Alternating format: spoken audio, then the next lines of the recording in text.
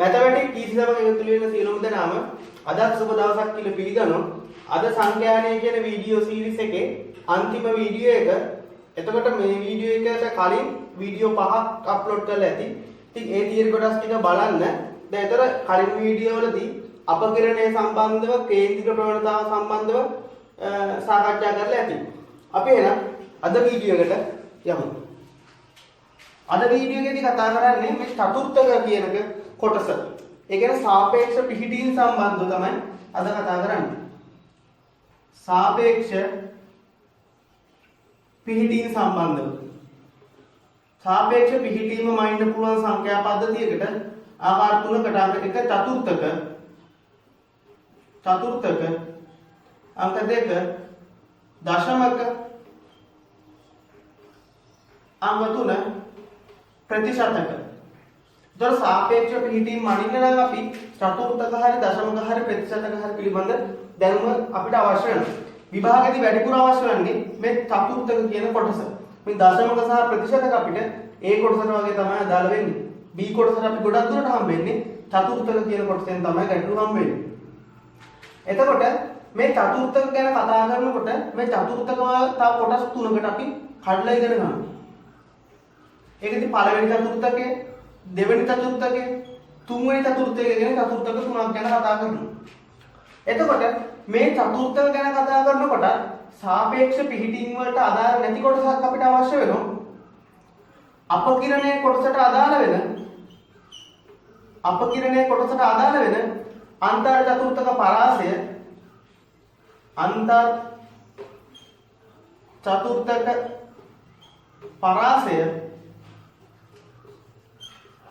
අර්ධ අන්තර් චතුර්ථක පරාසය සහ සංඛ්‍යා පද්ධතියක පරාසය කියන එක අපිට අවශ්‍ය වෙනවා. එහෙනම් සාපේක්ෂ පිහිටීම් කොටස් තුනයි චතුර්ථක දශමක සහ ප්‍රතිශතක.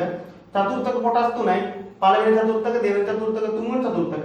චතුර්ථක කතා කරාට පස්සේ අපිට අපකිරණය මේකට සම්බන්ධ කරගෙන අපි කතා කරනවා අන්තර් චතුර්ථක පරාසය, අර්ධ අන්තර් චතුර්ථක පරාසය සහ සංඛ්‍යා පද්ධතියක පරාසය කියන මාතෘකාව. හරි. අපි එහෙනම් ඔය චතුර්ථක කියන පාඩම ඉස්සෙල්ලා අවසන් කරගමු. ඒතර මේ වීඩියෝ එක තුලින් ඔය සියලුම පාඩම් ටික ආවරණය කරන්න බලාපොරොත්තු වෙනවා. එතකොට චතුර්ථක. ඔය චතුර්ථක කියන මාතෘකාව අපි කතා කරනවා අසමූහිත දත්ත සෙට් එකකට, අසමූහිත සංඛ්‍යාත ව්‍යාප්තියකට, සමූහිත සංඛ්‍යාත ව්‍යාප්තියකට කියන අවස්ථා තුන යටතේ සාකච්ඡා කරනවා. ඒතර අපි මුලින්ම බලන්න ඕන අසමූහිත දත්ත සෙට් එකකට. නැත්නම් සංඛ්‍යා කුලකයක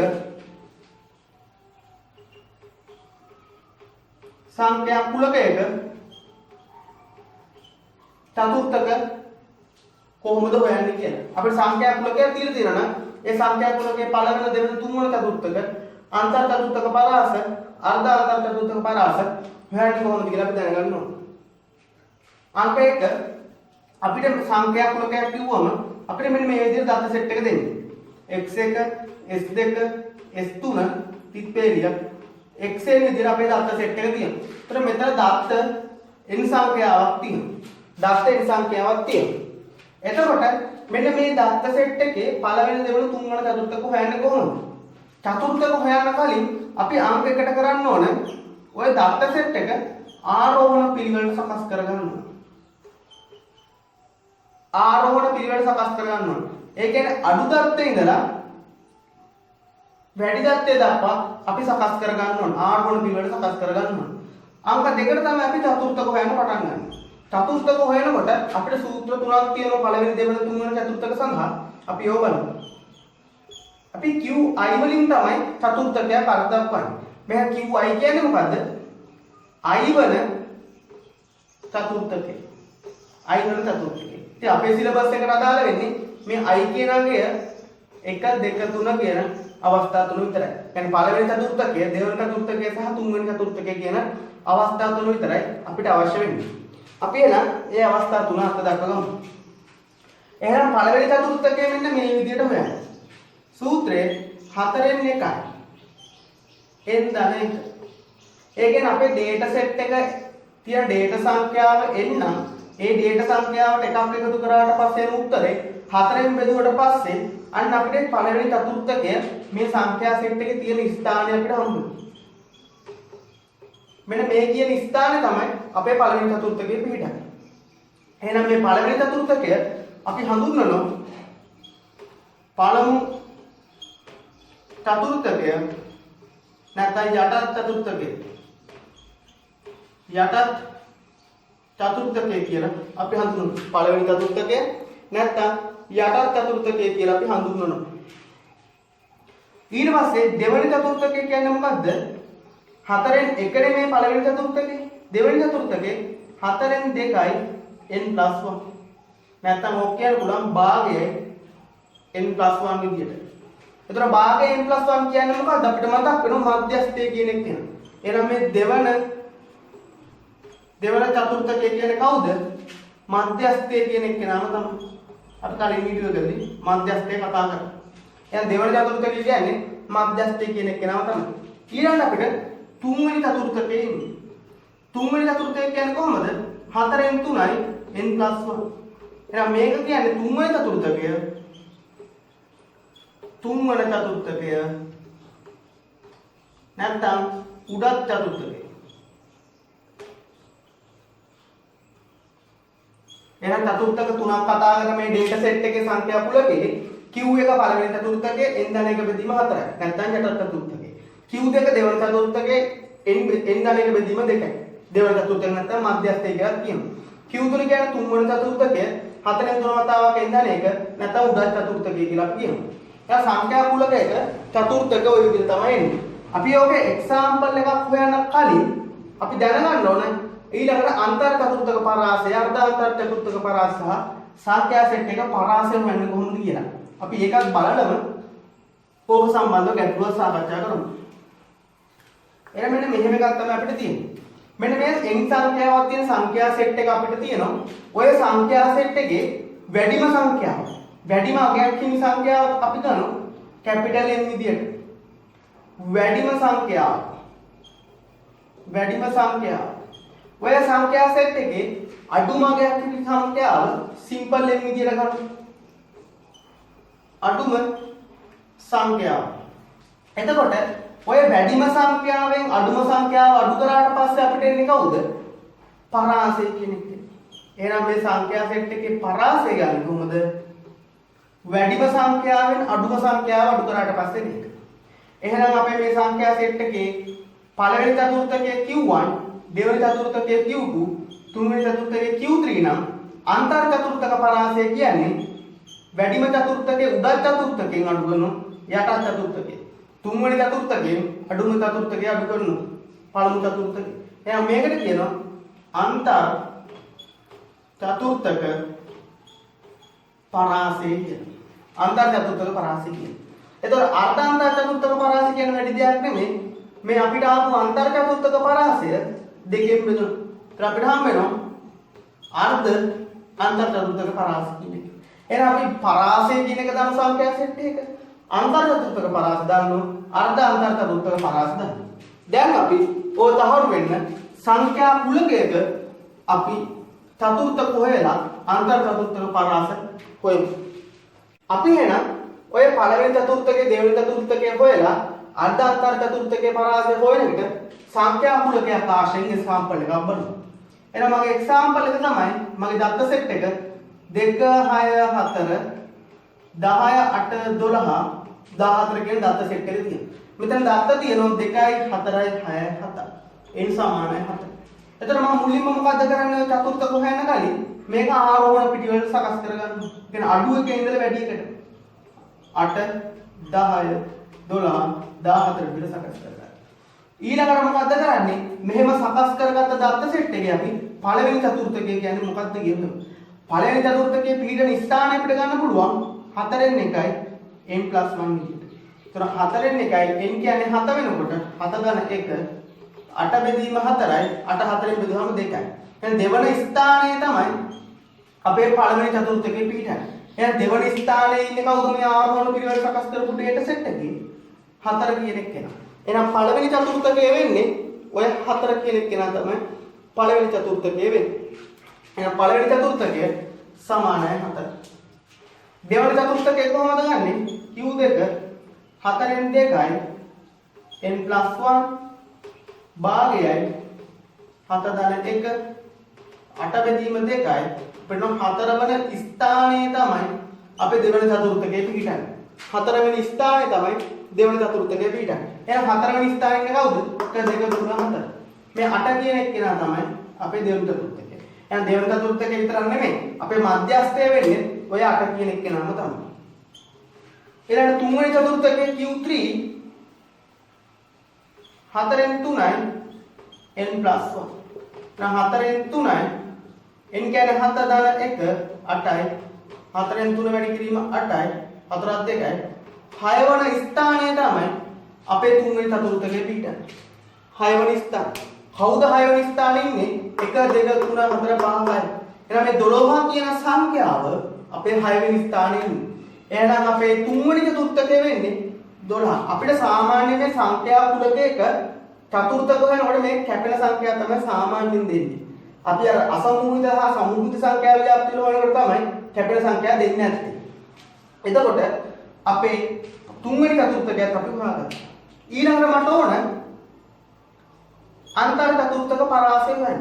අන්තර් චතුර්ථක පරාසය කියන්නේ Q3ෙන් තුන්වෙනි චතුර්ථකයෙන් පළවෙනි චතුර්ථකයට අඩු කරනවා. එහෙනම් 12න් අඩු කරනවා 4. මට එනවා 8යි. අර්ධ අන්තර් චතුර්ථක පරාසය කියන්නේ ඔය Q3ෙන් Q1 අඩු කරලා උත්තරේ බෙදලා දෙක. එහෙනම් මට 8 බෙදීම 2 කියනවා 4යි අර්ධ අන්තර් චතුර්ථක පරාසය. ඊට පස්සේ මට ඔය සංඛ්‍යා සෙට් එකේම පරාසය කියන්නේ මොකද්ද? පරාසය වැඩිම සංඛ්‍යාව වෙන්නේ 14 අඩු කරන අඩුම සංඛ්‍යාව වෙන්නේ 2 14න් දෙකක් අඩු. එහෙනම් 10 කෙනෙක් කෙනා තමයි ඔය සංඛ්‍යා සෙට් එකේ පරාසය විදිහට ක්‍රියාත්මක වෙන්නේ. පරාසය විදිහට ක්‍රියාත්මක වෙන්නේ 10 කෙනෙක් කෙනා. එතකොට අපි අන්තර් චතුර්ථක පරාසය වුණා අර්ධ අන්තර් චතුර්ථක පරාසය වුණා. ওই විදිහට තමයි සංඛ්‍යා කුලකයක අපේ චතුර්ථකවල හැසිරීම දක්වන්නේ. ඊළඟට දැනගන්න ඕනේ අසමූහිත සංඛ්‍යාත ව්‍යාප්තියක චතුර්ථක කොහොමද හොයන්නේ කියලා. අපි ඊළඟට බලමු අසමූහිත සංඛ්‍යාත ව්‍යාප්තියක චතුර්ථක සෙවීම. අසමූහිත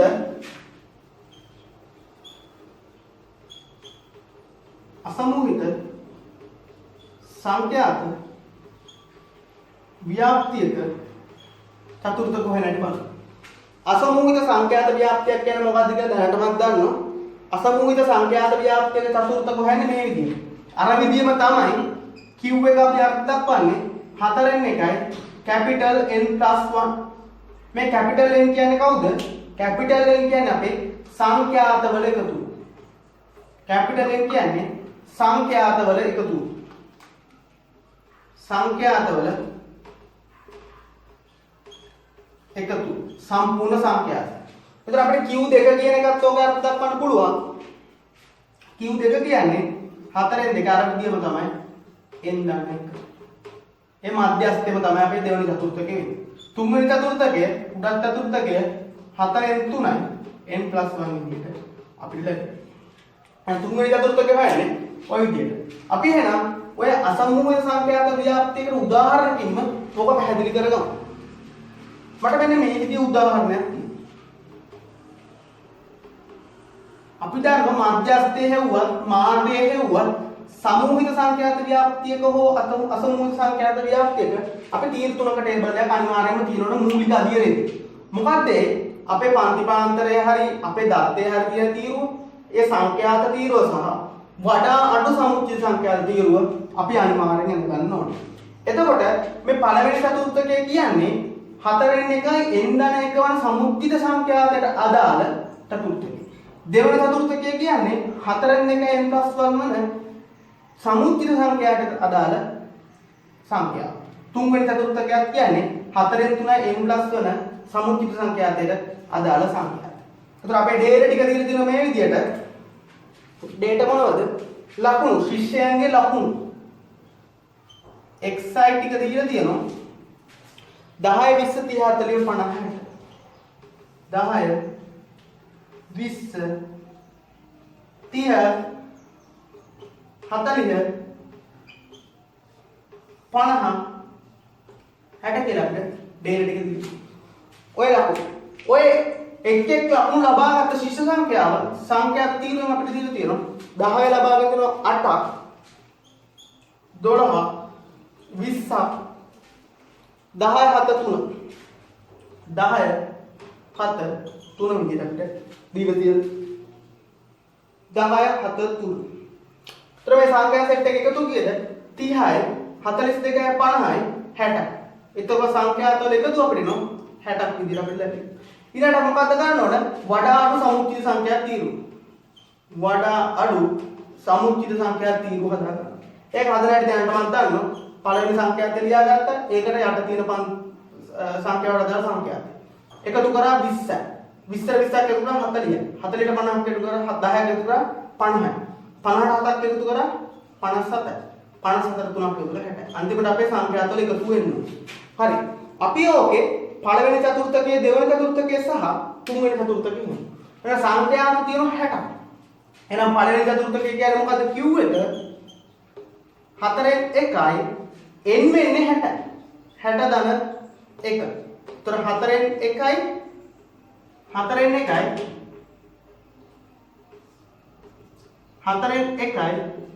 61. ඒ උත්තරේ කීයද? 4න් 61 4න් බෙදුවට පස්සේ 15.25 කියන මට උත්තරේ හම්බුනේ. 15.25. එහෙනම් මේ Q එක කියන පළවෙනි චතුර්ථකයේ පිළිඩන්නේ 15.25 කියන සමුච්චිත සංඛ්‍යාතයට දාලා තියෙනවා. එහෙනම් 15.25 ඉන්නේ කොතනද කියලා බලාගන්න. එහෙනම් බලමු 8ේද 8ට කලින්ද 15.25 තියෙන්නේ නැහැ. හැබැයි 20ට ඉන්නේ 15.25 පහ කරලා. එහෙනම් අපේ පළවෙනි චතුර්ථකයේ පිළිඩන්නේ මේ 20 කියන සමුච්චිත සංඛ්‍යාතයට අදාළ. එහෙනම් ඒකට අදාළ කවුද? මේ 20 කියන සංඛ්‍යාව. එහෙනම් අපේ පළවෙනි චතුර්ථකයේ වෙන්නේ මොකද්ද? ඔය 20 කියන එක නා තමයි පළවෙනි චතුර්ථකයේ වෙන්නේ. 20. ඒ කියන්නේ මේ 15.25 කියන සමුච්චිත සංඛ්‍යාවට අදාළ සංඛ්‍යාව 20 කියලා අපිට එනවා. එහෙනම් අපි ඔය විදිහටම දෙවෙනි චතුර්ථකයත් හොයාගන්නවා. පළවෙනි චතුර්ථකයේ 20යි. දෙවෙනි චතුර්ථකය මොකද්ද? Q2 භාගයයි 60 ධන 1. එතකොට 61 බෙදීම 2. 61 බෙදීම 2 කියන්නේ 30.5යි. 30.5යි. අපි බලනවා මේ සංඛ්‍යාත තීරුවේ 8න් පටන් ගත්ත 20 30.5ට එන්නේ 45 කරලා. එහෙනම් 40 වෙනි සමුච්චිත සංඛ්‍යාතයට අදාළ සංඛ්‍යාවෙන් තමයි අපිට නිරූපණය වෙන්නේ ඔය Q2 කියන එක නැත්නම් මධ්‍යස්ථය කියන එක නැත්නම් දෙවන චතුර්ථකේ 40 වෙනි සමුච්චිත සංඛ්‍යාතය 30.5 නියෝජනය වෙනවා 40 කියන සමුච්චිත සංඛ්‍යාතය. එහෙනම් Q2 කියන්නේ අපේ 30 විදිහට හැදෙනවා. Q2 කියන්නේ 30. එහෙනම් අපි තුන්වෙනි චතුර්ථකයත් හොයාගමු. තුන්වෙනි චතුර්ථකය කොහොමද හොයන්නේ? 4න් 3යි 60 ධන 1. 4න් 3යි 60 ධන 1 කියන්නේ 45.75. අපි බලන්න ඕන 45.75 කියන සමුච්චිත සංඛ්‍යාතේ කොතනද තියෙන්නේ? 8ට කලින්ද 45.75 නැහැ. 20ට කලින්ද නැහැ. 40ට කලින්ද නැහැ. හැබැයි 50ට කලින් තමයි තියෙන්නේ. එහෙනම් මේ 50 නියෝජනය වෙන්නේ අපේ තුන්වෙනි චතුර්ථකයට දාලා සමුච්චිත සංඛ්‍යාතය. එහෙනම් තුන්වෙනි චතුර්ථකය කියන්නේ කවුද? ඔය 40 කියන කෙනා තමයි අපේ තුන්වෙනි චතුර්ථකය වෙන්නේ. එහෙනම් Q3 අපිට 40 විදිහට එනවා. ඔන්න ඔය විදිහට තමයි අසමූහිත සංඛ්‍යාත ව්‍යාප්තියක අපි පළවෙනි චතුර්ථකය සහ දෙවෙනි චතුර්ථකය තුන්වෙනි චතුර්ථකය හොයන්නේ. ඔන්න ඔය විදිහට තමයි. අපි සමුච්චිත සංඛ්‍යාත තීරුව අනිවාර්යෙන් අඳගන්න ඕනේ. හරි. අපි ඊළඟට බලමු සමූහිත සංඛ්‍යාත ව්‍යාප්තියකට චතුර්ථක හොයන හැටි. සමූහිත සංඛ්‍යාත ව්‍යාප්තියකට චතුර්ථක සෙවීම. මාතෘකාව සමූහිත සංඛ්‍යාත ව්‍යාප්තියකට චතුර්ථක සෙවීම. අපි දන්නවා මේක හොයන්න පොඩි සූත්‍ර තුනක් තියෙනවා. හැබැයි අපි කලින් ඉගෙන ගත්ත සූත්‍රම තමයි තියෙන්නේ. අපි කලින් ඉගෙන ගත්තා අපේ මධ්‍යස්ථය හොයනකොට පාවිච්චි කරපු සූත්‍ර, මීඩියන් එක හොයනකොට පාවිච්චි කරපු සූත්‍රය. මොකද්ද පාවිච්චි කරේ? L එක ධන n බෙදීම 2යි f එක බෙදීම c බෙදීම f කියලා පාවිච්චි කරා. ඔන්න ඔය සූත්‍රය තමයි අපි මධ්‍යස්ථය වෙනකොට පාවිච්චි කරන්නේ. ඒතර මේ L එක කියන්නේ කවුද? මේ L එක කියන්නේ මධ්‍යස්ථ පන්තියේ පහළමායිම. L2 කියන්නේ ඉහළමායිම. මධ්‍යස්ථ පන්තියේ ඉහළමායිම. මේ F කියන්නේ කවුද? F1 අඩු කරන F2. F1 කියන්නේ කවුද? F කියන්නේ F1 F2 අඩු කරාට පස්සේ උත්තර. F1 කියන්නේ මධ්‍යස්ථ පන්තියට ඉහළ පන්තියේ සමුච්චිත සංඛ්‍යාත. මධ්‍යස්ථ පන්තියට ඉහළ පන්තියේ සමුච්චිත සංඛ්‍යාත. F2 කියන්නේ කවුද? මධ්‍යස්ථ පන්තියේ සමුච්චිත සංඛ්‍යාත. මධ්‍යස්ථ පන්තියේ සමුච්චිත සංඛ්‍යාත. ඒකෙන් මේකෙන් අපිට තේරෙන්නේ මේ F කියන්නේ කවුද? ඇත්තටම මධ්‍යස්ථ පන්තියේ සංඛ්‍යාතය තමයි අපිට මේකෙන් මේක අඩු කරාට පස්සෙත් එන්නේ. මධ්‍යස්ථ පන්තියේ සංඛ්‍යාත. එහෙනම් F එකෙන් F2 අඩු කරාට පස්සේ අපිට F කියන එක වෙන හම්බ වෙනවා. මධ්‍යස්ථ පන්තියේ ඉහළ මධ්‍යස්ථ පන්තියේ සමුච්චිත සංඛ්‍යාතයට ඉහළ පන්තියේ සමුච්චිත සංඛ්‍යාත ව්‍යාප්තිය මධ්‍යස්ථ පන්තියේ සමුච්චිත සංඛ්‍යාත ව්‍යාප්තිය අඩු කරනවා. ඒතර F එක කියන්නේ L කියන්නේ කවුද? L කියන්නේ අපේ මධ්‍යස්ථ පන්තියේ ඉහළ සීමාවෙන් පහළ සීමාව අඩු කරාට පස්සේ එන එක තමයි අපේ මේ C විදිහට අපි L නෙමෙයි C විදිහට අපි අර්ථ දක්වන්නේ C. L නෙමෙයි C විදිහට අර්ථ දක්වන්නේ ඉහළ සීමාවෙන් පහළ සීමාව අඩු කරාට පස්සේ එන එක. L නෙමෙයි මෙතන C. එතකොට F එක කියන එක දාන්නෝ n බෙදීම දෙක කියන්නේ කවුද? n කියන්නේ මුළු සංඛ්‍යාතය. ඔක දෙකෙන් බෙදුවට පස්සේ එන පන්තිය තමයි එන සමුච්චිත සංඛ්‍යාතය තමයි අපේ මධ්‍යස්ථ පන්තිය ක්‍රියාත්මක වෙන්නේ. n බෙදීම දෙක වන සමුච්චිත සංඛ්‍යාතය තමයි අපේ මධ්‍යස්ථ පන්තිය පිහිටන්නේ. ඒ කියන්නේ n බෙදීම දෙක එන්නේ ওই විදිහට. ඒක අපි කලින් පැහැදිලි කරලා තියෙනවා. එතනයි මේක මෙතනදී මම කිව්වේ. එතකොට අපි දන්නෝ මොකක්ද දන්නේ අපේ දෙවන චතුර්ථකය කියන්නේ කවුද? දෙවන චතුර්ථකයේ Q2 කියන්නේ මොකක්ද අපේ මධ්‍යස්ථයම තමයි. Q2 කියන්නේ මධ්‍යස්ථම කියලා මම කලින් කිව්වා. එහෙනම් අපේ Q2 මධ්‍යස්ථය නම් සමූහ සංඛ්‍යාත ව්‍යාප්තිය මධ්‍යස්ථ වෙන මේ සූත්‍රයෙන් එහෙනම් සමූහ සංඛ්‍යාත ව්‍යාප්තිය Q2 හොයන්නේ ওই සූත්‍රෙම තමයි. එහෙනම් L එක දාන.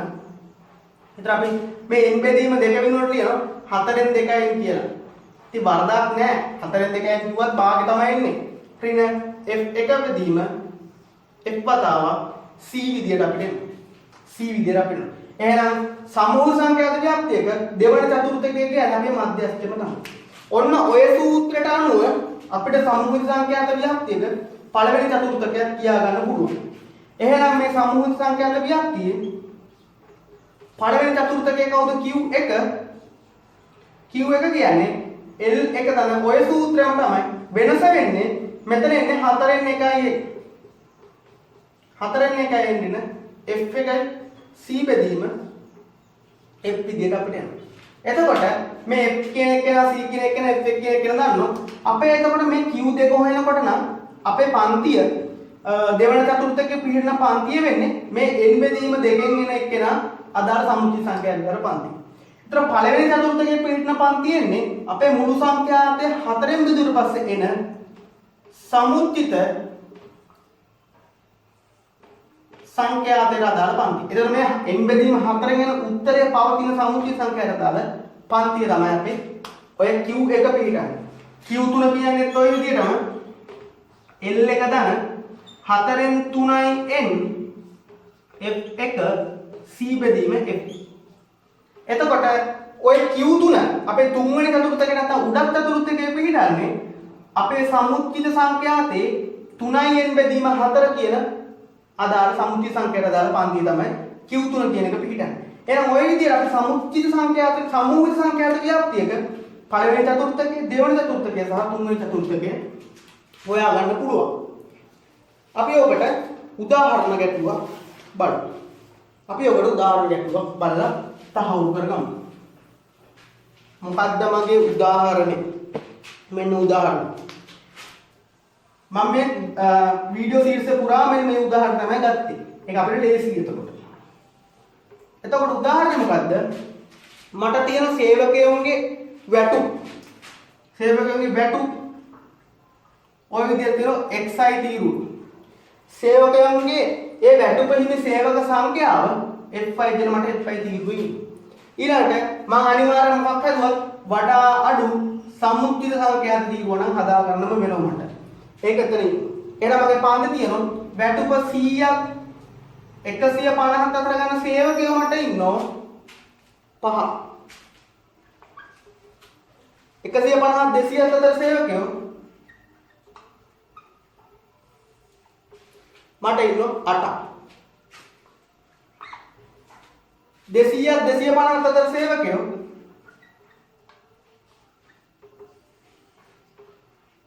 43ක්. 250 300 අතර සේවකයෝ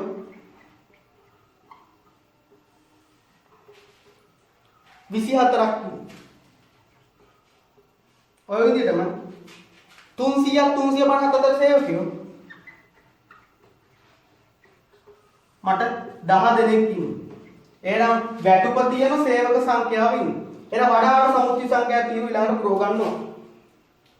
ඒක පුරෝගම. කොහමද? පළවෙනි සංඛ්‍යාව දැන් 5යි. ඒක රටක් එකතු කරා 13යි. 13ට 43ක් එකතු කරාම කීයද? 8යි 5යි 13යි. sorry. මෙතන 8 නෙමෙයි මෙතන 18 එනවා. එතකොට 8යි 18යි 5යි 23යි. 23 3යි 66යි. මෙතන 18 එන්නේ 150 270 සේවක 18ක්. 23යි 43යි 66යි. 66යි 24යි 90යි 10යි 100යි. එහෙනම් අපිට සංඛ්‍යාවල එකතුව 100ක් ඇවිල්ලා තියෙනවා. එහෙනම් අපි දන්නවා Q එක හොයන්න මොන සූත්‍රයෙන්ද? L එක දන n බෙදීම 4 වෙන f එක බෙදීම c එක. දැන් අපි හොයාගන්න ඕන Q එක පිළිහිටන පන්තිය. අංක එකට Q එක පිළිහිටන පන්තිය. Q එක පිළිහිටන්නේ ඔය n බෙදීම 4 වල සමුච්චිත සංඛ්‍යාතර දාන පන්තිය. n බෙදීම 4 කියන්නේ මොකද්ද? 100 බෙදීම 4 25. එහෙනම් මේ 25 කියන සමුච්චිත සංඛ්‍යාතර දාන පන්තිය තමයි අපේ Q එක පිළිහිටන්නේ. එහෙනම් 21 25ට අදාළ සමුච්චිත සංඛ්‍යාත පන්තිය මොකද්ද? 5ට කලින්ද 25 තියෙන්නේ නැහැ. 23ට කලින්ද 25 තියෙන්නේ නැහැ. 66ට කලින් තමයි 25 තියෙන්නේ. එහෙනම් Q එක පළවෙනි චතුර්ථකයේ පිළිහිටන පන්තිය වෙන්නේ මේ 66 කියන එකට අදාළ 200ක් 250ක් අතර පන්තිය. මොකද්ද පන්තිය? 200ක් 250ක් අතර පන්තිය තමයි පළවෙනි චතුර්ථකයේ පිළිහිටන්නේ. එතකොට අපි ඕක පහළ මායම සහ ඉහළ මායම ගන්නවා. අපිට පේනවා අපි මුලින් බලන ගානේ මේ 150න් පටන් අරගෙන එතනින්මද පටන් අරන් තියෙන පහළ පන්තිය. උතර ප්‍රශ්නයක් නෑ මේ ගන්න. එහෙම වුණොත් අපිට පහළ මායම කෙලින්ම ගන්න පුළුවන් ඒ සංඛ්‍යාව 200 කියලා. නැත්නම් අපි මොකද කරේ? කලින් ගණන් වලදී ඊට ඉහළ පන්තියේ තියෙන එකත් එක්ක එකතු කරලා දෙකෙන් බෙදලා ගත්තා. එහෙනම් ඉහළ මායම වෙන්නේ කවුද? 250. එතකොට f එක කියන්නේ කවුද? අපේ මේ Q එක පිටින් පන්තිර කලින් පන්තියේ සංඛ්‍යාතය 23. F2 කියන්නේ ඒ අදාළ පන්තියේ සංඛ්‍යාතය 66. ඊට පස්සේ අපිට ඕන මේ F කියන එක නම හොයන්න. F කියන්නේ F2 කරන්නේ F1. 66 වෙන 23. 66 23 කඩු ගන්න පස්සේ 43. ඒ ඔය F2 කරන්නේ F1 කියන්නේ ඒ Q1 පිටින් පන්තියේ සංඛ්‍යාතම තමයි. ඒක හරි. එහෙනම් C කියන්නේ කවුද? L2 ඉහළ මානෙන් පහළ මානෙන් අඩු කරනවා. ඒතර 250 200ක් අඩු කරනවා. අපිට නෝ 50 කියන්නේ. අපිට ඕන ඩේල් ටික අපි හොයාගෙන ඉවරයි. ඊළඟ අපිට තියෙනවා Q එක කියන එක නම හොයන්න. Q එක කියන්නේ කොහමද? L එක කියන්නේ 200යි. ධන n බෙදීම 4 කියන්නේ 25යි. F එක කියන්නේ 23යි. C කියන්නේ 50යි. F කියන්නේ 43යි. ත්‍රෝ විදිහට අපි සූත්‍රයට ආදේශ කරන්න තියෙන ඊළඟට වැලියු ටික. සූත්‍රයට වැලියු ටික ආදේශ කරලා පස්සට ඔය විදිහට. එහෙනම් Q එක කියන එක නම් මට හම්බ වෙනවා. කීයද? ඔක සුදු කරාට පස්සේ Q එක කියන හම්බ වෙනවා 200 ධන 25න් 3ක් 23ක් යට පස්සේ 2 වැඩි කිරීම 50 බෙදීම 43. Q එක කියන එක මට උත්තරේ හම්බ වෙනවා 202.3 කියලා. 202.3 විදිහට මට Q එක කියන එක හම්බ වෙනවා. එහෙනම් Q එක හොයාගත්තා 202.3. Q එක 202.3 හොයන්න. ඊළඟට මම හොයනවා Q2. Q2 හොයලා කියන්නේ මධ්‍යස්ථය වගේ තමයි. Q2 කියන්නේ කවුද? මෙතනට බාගෙන එක තමයි වෙන්නේ. එහෙනම් Q2 පිටින පන්තිය හොයාගන්න ඕන. Q2 පිටින පන්තිය මොකද්ද? 100 බෙදීම 2. එහෙනම් 50 වන සමුච්චිත සංඛ්‍යාතයට අදාළ පන්තිය තමයි පිටින්නේ. එහෙනම් 50 වෙනි සමුච්චිත සංඛ්‍යාතය කවුද? 5ට කලින්ද 50 තියෙන්නේ නැහැ. 23 කලින් 50 තියෙන්නේ නැහැ. 66ද කලින්ද? ඔව්. එහෙනම් 66 පිටින සමුච්චිත සංඛ්‍යාතය තමයි අපේ Q2 පිටින්නේ. එහෙනම් අපේ Q1 පිටියෙත් එතන. ඒක එහෙම වෙන්න පුළුවන් සමහර අවස්ථාවලදී. එතකොට ඒ පන්තිය මොකද්ද? 200යි 250 කියන පන්තිය. අපි ඔය කලින් හොයාගත්තා L එක කියන්නේ 200යි L2 කියන්නේ 250යි F එක කියන්නේ ඔය පන්තියෙන්නේ කලින් කරේ F එක කියන්නේ 23යි F2 කියන්නේ F2 කියන්නේ 66යි F කියන එක හොයාගත්තා 20 66න් 23 කඩු කරා 43යි කියලා. එහෙනම් අපි ඔක ආදේශ කරගමු Q2 කියන සූත්‍රය. Q2 කියන්නේ කීයද? L එක කියන්නේ 200යි 50 හරින N බෙදීම 2 කියන්නේ 50යි F එක කියන්නේ 23 බෙදනවා 43න් වැඩි කරනවා 50 වැඩි කරනවා 50 ඔය විදිහට තමයි ඒකෙන් ඔක සුළු කරාට පස්සේ අපිට ගන්න පුළුවන් මෙන්න මේ විදිහට Q2 කියන එක නා Q2 කියන එක නෝ 200 ධන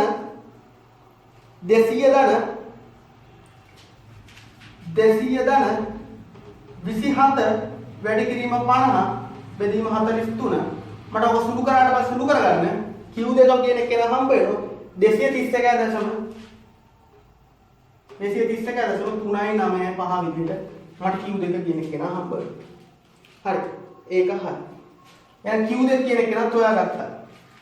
Q2 කියන්නේ 231.395 ඊළඟ අපි කවුද හොයාගන්න ඕන? Q3 කියන එක කියන්නේ. එහෙනම් Q3 හොයාගන්නේ කොහමද? මෙතනට 4න් 3න් දානවා. අර සූත්‍රයම 4න් 3න් දානවා. එහෙනම් Q3 හොයන්නේ මේ විදිහට. අපි ඉස්සෙල්ලා Q3 කියන පන්තිය හොයාගන්න ඕන. Q3 කියන පන්තිය කොහමද හොයන්නේ? 3යි n බෙදීම 4 වෙනි පන්තිය තමයි පිටින්නේ. 3 වැඩි කිරීම 100 වැඩි කිරීම 4. ඕකේන මට 75ක් විදියට. එහෙනම් 75 පිටින සමුච්චි සංඛ්‍යාව දාලා පන්තිය තමයි ඕක පිටින්නේ. දැන් බලමු 75 පිටින්නේ කොතනද කියලා. 50ට කලින්ද නැහැ, 23 කලින්ද නැහැ, 66ද කලින් නැහැ. මෙන්න 90 කියන තැන තමයි අප ඔය 75 කියන එක පිටින්නේ. එහෙනම් අපේ Q3 තුන්වෙනි චතුර්ථකයේ පිටින පන්තිය වෙන්නේ 250 300ක් කියන පන්තිය. 250 300ක් කියන පන්තිය තමයි අපේ Q3 පිටින පන්තිය වෙන්නේ. එහෙනම් Q3 පිටින පන්තිය ඒක වෙනකොට ඔකේ L එක කියන එක නා 15යිම 250යි ඉහළමයිම 300යි. ඔකේ C කියන එක නා අපිට L දෙකෙන් L එක අඩු කරාට පස්සේ 50යි කියලා එනවා. F එක කියන්නේ ඒ පන්තියේ උඩින් පන්තියේ සමුච්චි සංඛ්‍යාතේ 66යි. F2 කියන්නේ ඒ Q3 පිටින පන්තියේ සමුච්චි සංඛ්‍යාතේ 90යි. F කියන්නේ ඔය F දෙකෙන් F එක අඩු කරනවා නැත්නම් ඔය 24 කියන එක තමයි අපිට එන්නේ. ඒ පන්තියේ සංඛ්‍යාතෙම තමයි එන්නේ. එහෙනම් අපිට පුළුවන් දැන් Q3 කියන එකට ආදේශ කරගන්න ඕවා. L එක කියන්නේ 250යි. 3න් බෙදීම 4 කියන්නේ 75යි. F එක කියන්නේ 66යි. බෙදනවා 50 වැඩි කරලා. C කියන්නේ 50යි. බෙදනවා F කියන්නේ 24යි. ඊපස්සේ ඕක සුළු කරගන්න ඕන. ඕක සුළු කරගන්න. ඕක සුළු කරාම මෙහෙම එන්නේ 75න් 66ක් අඩු කරාම 9යි. Q3 කියන එක කරනවා 250 දර 9 වැඩි කිරීම 50 බෙදීම 24යි. එතකොට අපිට Q3 කියන එක නෑනෝ කීයද? 268.75 කියලා. 268.75 විදිහට අපිට Q3 කියන එක නා ලැබෙනවා. එහෙනම් අපි මොකද්ද කරේ? සමූහික සංඛ්‍යාත ව්‍යාප්තියක චතුර්ථක හෙව්වා. හෙව්වේ කොහමද? මේ අර මධ්‍යස්ථ සූත්‍රෙම අපි වෙනස් කර හදාගෙන තමයි අපි හෙව්වේ. එහෙනම් අපි අසමූහික සංඛ්‍යාත ව්‍යාප්තිය, සමූහික සංඛ්‍යාත ව්‍යාප්තිය, අසමූහික ධාතු ව්‍යාප්තියක චතුර්ථක හෙව්වා. අපි ඊළඟ කොටස වෙන්නේ චතුර්ථක වලින් පස්සේ සාපේක්ෂ පිහිටීම සම්බන්ධ මිනුම් අංක 2 දශමක කියන එක කියනවා. කවුද? දශමක. මේ නම් හිතට වැදගත් නෑ. එන්නට දැනගෙන ඉන්න ඕන. දශමක කියන එක ගැන අපි දැනගෙන ඉන්න ඕන. දශමක කියන්නේ කවුද? අපි i වන චතුර්ථකයේ qi කිව්වගේම i වන දශමකය කැපිටල් di විදිහට අපි සලකනවා. i වන දශමකයේ කැපිටල් di විදිහට සලකනවා. එහෙනම් අපි මේ di කියන එකට සූත්‍රයක් හම්බ වෙලා තියෙනවා අපිට. i බෙදීම 10 i බෙදීම 10 m+1 කියලා අපිට ඕකට සූත්‍රයක් තියෙනවා. di කියන i වෙනි දශමකය අපිට ওই විදිහට ගන්න පුළුවන්. ඕකෙන් අපිට ඕන තරම් දශමයක් ගන්න පුළුවන්. අරකේ චතුර්ථක තුනක් තිබුණා වගේ නෙමෙයි. ඕන තරම් ගන්න පුළුවන් දශමක. උදාහරණයක් ගත්තොත් අපිට මෙහෙම ඩේටා සෙට් එකක් තියුණොත් 2 4 6 8 2 4 ඕකත් අපි ආරෝහණ පිළිවෙලට මුලින්ම දත්ත සෙට් එක හදා ගන්නවා. 6 8 10 12 14 16 18 කියලා දත්ත 9ක් අපිට දීලා තියෙනවා. මම ආරෝහණ පිළිවෙලට සකස් කරගෙන ලියුවා. අපේ අහන ඕකේ අපේ අහන දෙවන දශමකය සොයන්න. දෙවන දශමකය. එහෙනම් දෙවන දශමකය කියන්නේ මොකද්ද? d2 කියන එක එනවා. d2 හොයන්න කොහොමද? i කියන එක 2යි. d2 කියනකොට i 2යි. සංඛ්‍යා තියෙන 9 ධන 1 10යි. එහෙනම් ඕක මෙදුර පස්සේ අපිට දෙවන ස්ථානයේ තමයි අපේ දෙවන දශමකයේ පිටන. දෙවන ස්ථානය කියන්නේ 4යි. එහෙනම් 4 කියන එක නා තමයි අපේ දෙවෙනි දශමකය වෙන්නේ. එහෙනම් දශමක කියන ස්ථානේ තමයි අපිට මේ di විදිහට එන්නේ. di කියන i බෙදීම 10යි. එන්දන එක වෙනි ස්ථානේ තමයි අපිට දශමකය එන්නේ. හරි. දශමකත් හරි. ඊළඟට අපේ සාපේක්ෂ පිහිටින් සම්බන්ධ මිනුම ප්‍රතිශතක. ප්‍රතිශතක හොයන්නේ කොහමද? ඒකත් අර විදියම තමයි. මේ විතර වැදගත් වෙන්නේ නැහැ. ප්‍රතිශතක.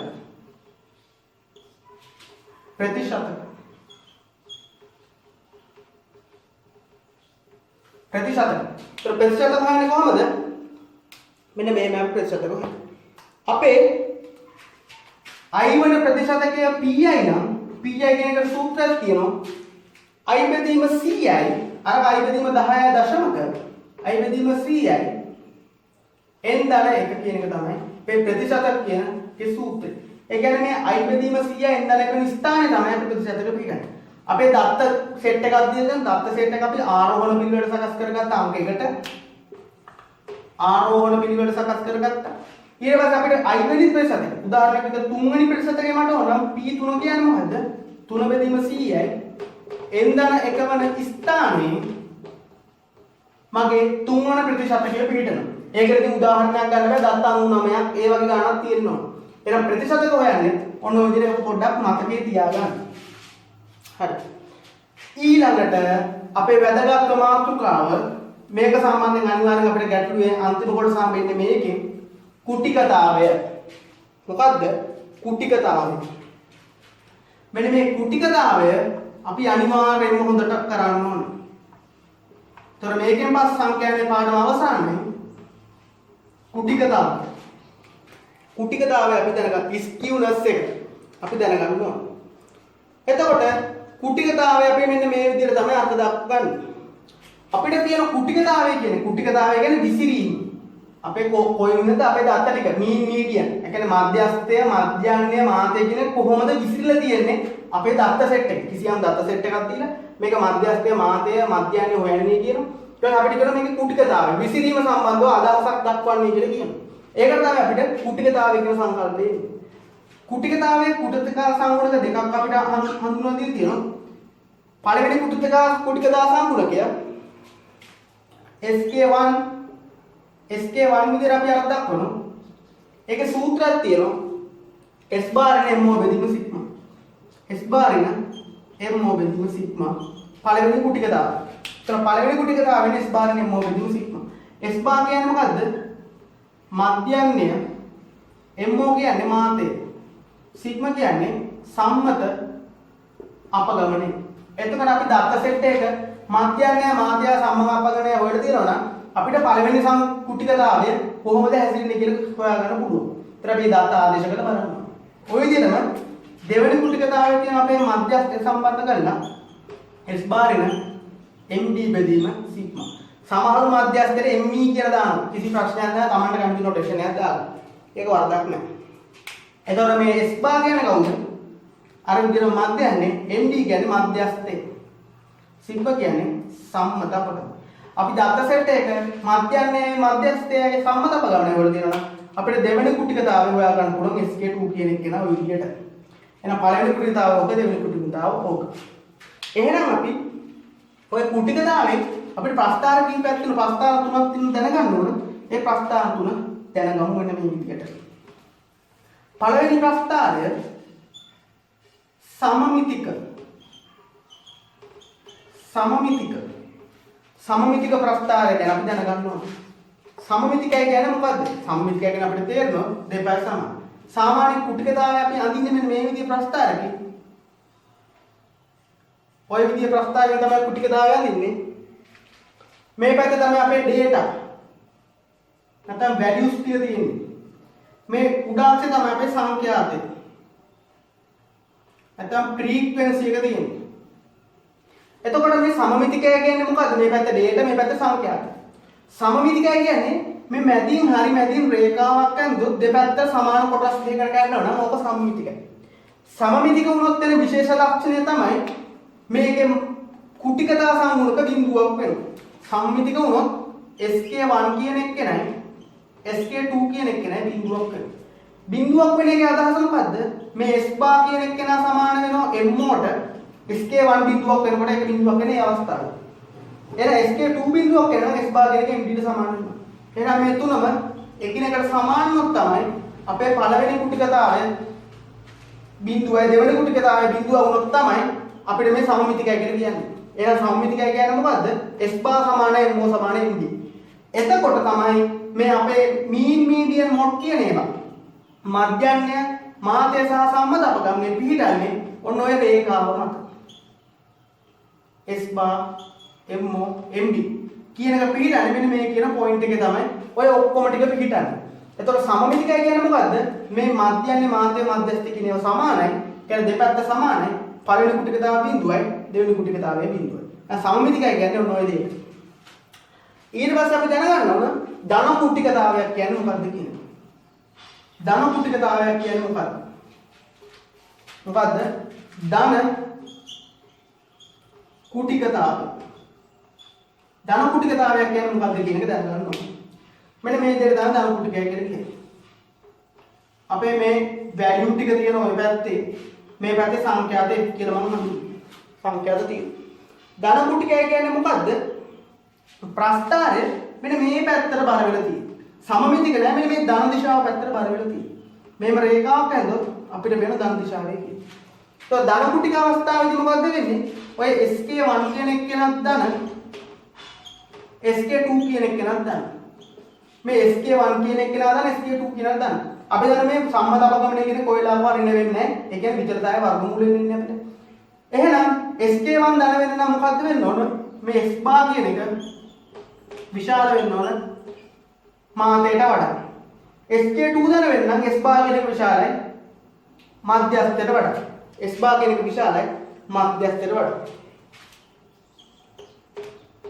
ඒක අපිට පැහැදිලි. අපි දැනගන්න ඕන දේ ධන කුටික වෙන්න නම් වෙන්න ඕන අසමානතාවය. ඔය මධ්‍යස්ථය කියන එක වැඩි වෙන්න ඕන මධ්‍යස්ථයට වඩා. මධ්‍යස්ථය කියන එක නා වැඩි වෙන්න ඕන අපේ මාතයට වඩා. ධන කුටිකය කියන්නේ මේ මධ්‍යස්ථය කියන එක නා වැඩි වෙන්න ඕන මධ්‍යස්ථයට වඩා. මධ්‍යස්ථය කියන එක නා වැඩි වෙන්න ඕන මාතයට වඩා. මාතයට වඩා වැඩි වෙන්න ඕන. ඒක අපිට පැහැදිලිනේ. මෙන්න අපි ඕම ඇන්දර පස්සේ මෙන්න මෙතන තමයි අපේ සංඛ්‍යාතයේ වැඩිම එක්කෙනා ඉන්නේ. මේ සංඛ්‍යාතයේ වැඩිම එක්කෙනා අතර ඉන්නේ. එහෙනම් එතන තමයි අපේ මාතයේ ඉන්න ඕන. මේ මාතයේ MO කියන එක්කෙනා උතන ඉන්නේ. මධ්‍යස්ථය කියන එක්කෙනා ඉන්නේ මෙන්න මේ වගේ තැනක. මධ්‍යන්නේ කියන එක්කෙනා S bar කියන එක්කෙනා ඉන්නේ මෙන්න මේ වගේ පොයින්ට් එකක. නෝ ඔය වගේ පොයින්ට් තුනක තමයි මේ මාතයේ මධ්‍යන්නේ මධ්‍යස්ථය පිටන්නේ. ඒ කියන්නේ මේ MO කියන්නේ වැඩිම සංඛ්‍යාතයක් තියෙන එක්කෙනා. ඊළඟට මධ්‍යස්ථය ඊළඟට මධ්‍යන්නේ කියන එක්කෙනා උදිරි පිටු. તો ධන කුටිකතාවේදී කුටිකතා සංගුණක දෙකම ධනයි. මධ්‍යන්නේ විශාලයි මධ්‍යස්ථයට වඩා මධ්‍යස්ථ විශාලයි මාතයට වඩා. හරි. ඊළඟට අපි දැනගන්න අවසාන වශයෙන් ඍණ කුටිකතාවක් කියන්නේ මොකක්ද කියලා. તો ඍණ කුටිකතාවක් කියන්නේ මොකක්ද කියන එක අපි මේ ප්‍රස්ථාර හැඩ දැනගෙන ඉන්නවා. ඍණ කුටිකතාවක් කියන්නේ මෙන්න මේ දෙයට අපේ values frequency. ඍණ කුටිකතාව කියන්නේ මේ ඍණ පැත්තට බර වෙලා. ඍණ පැත්තට බර වෙච්ච එකක් තමයි අපි ඍණ කුටිකතාවක් කියලා කියන්නේ. එතකොට අපිට පැහැදිලි වෙන දේ මොකද්ද? ඍණ කුටිකතාවේදී මේ SK1 කියන එක SK2 කුටිකතාව සම්පූර්ණ දෙක SK1 ඍණ වෙන්න ඕනේ. SK2 කියන එක නා ඍණ වෙන්න ඕනේ. අපිට පැහැදිලි මේ වැඩිම සංඛ්‍යාතයක් තියෙන තැන තමයි අපේ මාතේ පිහිටන්නේ. ඒක අපිට පැහැදිලි වෙන්න ඕනේ. ඊට පස්සේ SK1 කියන එක නා ඍණ වෙන්න නම් මාතේ කියන එක නා විශාල වෙන්න ඕනේ මේ S බාට වඩා. SK2 කියන එක නා ඍණ වෙන්න නම් මීඩියන් කියන එක නා විශාල වෙන්න ඕනේ S බාට වඩා. අපේ කුටිකතාවේ ඍණ කුටික වෙන්න නම් වෙන්න ඕනේ ඔය දෙක එකතු කරලා මේ මීඩියන් මාතේ කියන එක නා විශාල වෙන්න ඕන මීඩියන්ට වඩා මීඩියන් විශාල වෙන්න ඕන මධ්‍යමයට වඩා. එහෙනම් ඔය ඍණ කුටිකතාවේදී වෙන්න ඕන මාතේ කියන එක නා තමයි වැඩිම පිටන්න ඕන. වැඩි භාගයක් තියෙන්න ඕන මාතේ කියන එක. ඉතින් මේ ප්‍රස්ථාරයෙන් පැහැදිලි මාතේ මෙතන තියෙනකොට අපේ මධ්‍යස්ථ දෙන්න ඕන මෙන්න මේ වගේ පොයින්ට් එක. S බා මධ්‍යන්නේ කියන එක නා මෙන්න මේ වගේ පොයින්ට් එකක පිළිතුරු. එතකොට ඍණ කුටිකයේ හැඩය මේ ඍණ පැත්තට මෙහිම ඇදලා ගිහින් තියෙනවා. ධන කුටිකයේදී මෙන්න මේව තිබුණේ ධන පැත්තට ඇදලා ගිහින් තියෙනවා. හරි එහෙනම් ওই කුටිකතාවලදී වෙන්න ඕන සිද්ධාන්ත ටික තහවුරු කරගන්න මේ සූත්‍ර බැලුවට සූත්‍ර දෙක බැලුවට පස්සේ අපිට ඒක පැහැදිලි වෙනවා. හරි එහෙනම් මම අද චතුර්ථක දශමක සහ ප්‍රතිශතක කතා කරා කුටිකතාව සම්පූර්ණයෙන් අවසන් කරා. ඒ තුලින් සංඛ්‍යානේ පාඩම සම්පූර්ණයෙන්ම අද දිනේ අවසන් වෙනවා. අපි ඒතර ඊළඟ වීඩියෝ එකකින් සංඛ්‍යානේ පාස් පේපර් ගැටළු කීපයක් සාකච්ඡා කරමු. එතනින් සංඛ්‍යානේ පාඩම අවසන් කරමු. හරි සියලු දෙනා මේව සටහන් කරගෙන හොඳට නෝට් එකක් හදාගන්න කියලා ඉල්ලමි. සියලු දෙනාට සුබ දවසක්. සුබ දවසක් කියලා ප්‍රාර්ථනා කරනවා. ස්තුතියි.